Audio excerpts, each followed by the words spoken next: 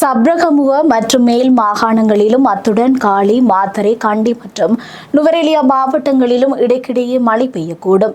வடமேல் மாகாணத்தில் சிறிதளவு மழை பெய்யக்கூடும் என சிரேஷ்ட வானிலை அதிகாரி முகமது சாலிஹின் தெரிவித்துள்ளார்.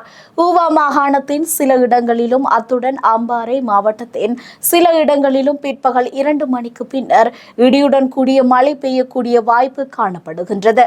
மத்திய மலை பிராந்தியத்தின் மேற்கு சரிவுகளிலும் அத்துடன் திருகோணமலை மற்றும் ஹம்பாந்தோட்டை மாவட்டங்களிலும் மணித்தியாலத்திற்கு சுமார் 35 தொடக்கம் 45 கிலோமீட்டர் வேகத்தில் அடிக்கடி ஓரளவு பலத்த காற்று வீசக்கூடும்.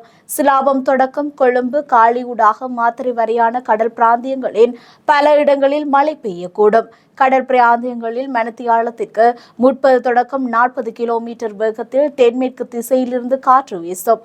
ஆகையினால் கடலுக்கு செல்லும் மீனவர்களும் கடல்சார் ஊழியர்களும் அவதானத்துடன் கடற்தொழில் நடவடிக்கைகளில் ஈடுபடுமாறு கேட்டுக் கொள்ளப்படுகின்றனர்.